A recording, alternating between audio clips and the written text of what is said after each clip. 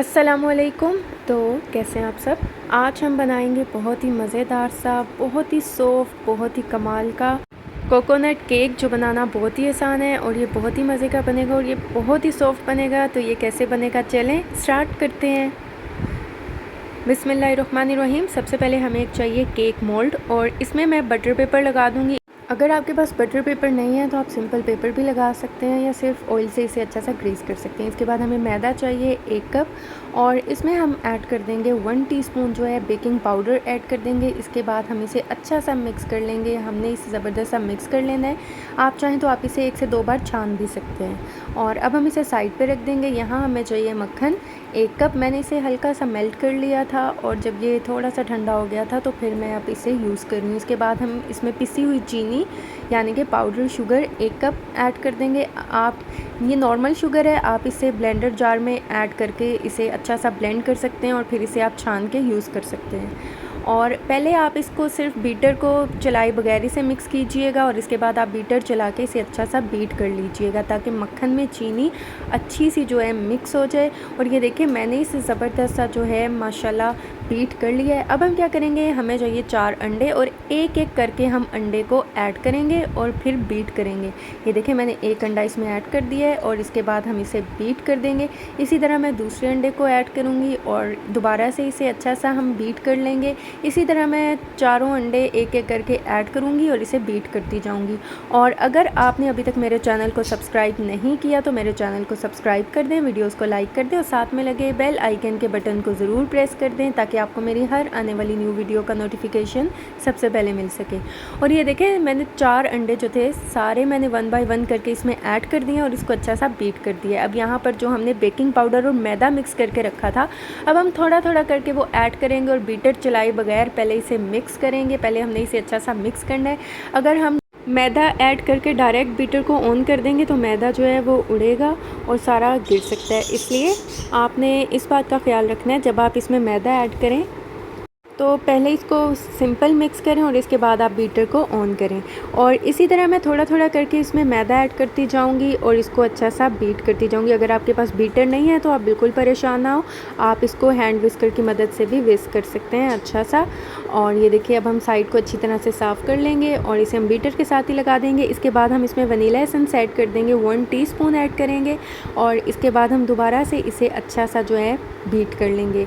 हमने इसे ज़बरदस्त सा बीट कर लेना और ये देखें ये माशाल्लाह बीट हो चुका है।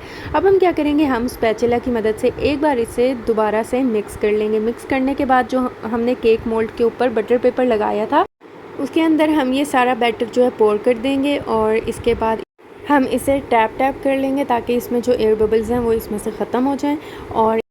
और इसके बाद मैं इसे बेक होने के लिए रख दूँगी। मैं इसे ओवन में बेक कर रही हूँ 180 डिग्री पे 25 टू 30 मिनट के लिए। आप इसे पतीले में भी बेक कर सकते हैं। आप प्री हीट पतीले में आप इसे 30 टू 40 मिनट के लिए बेक कर सकते हैं।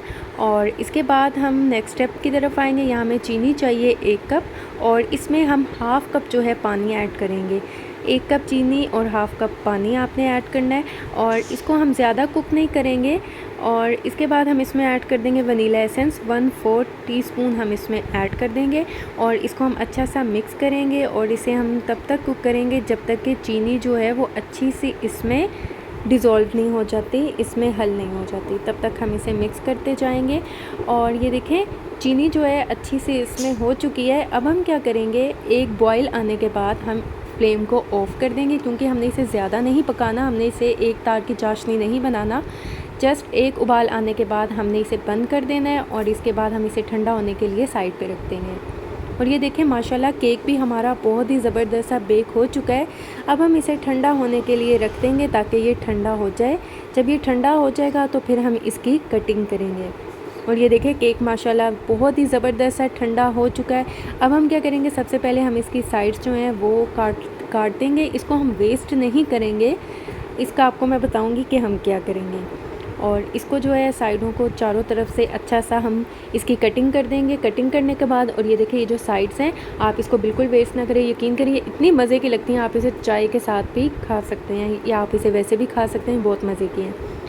अब हम इसकी कटिंग करेंगे। इसकी कटिंग थोड़ी मोटी होती है, मोटे साइज़ की होती है, बहुत बारीक हमने इसकी कटिंग नहीं करनी। इसी तरह मैं इसकी कटिंग कर लूँगी।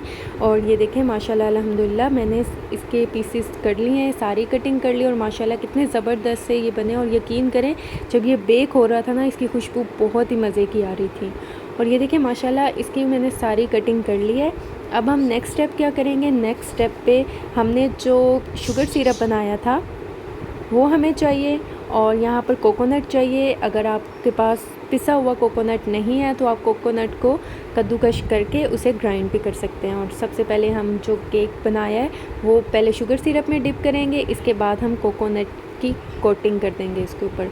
और ये देखें माशाल्लाह ये ज़बरदस्त सा बन चुका है। यकीन करें ये बहुत ही सॉफ्ट बनता है।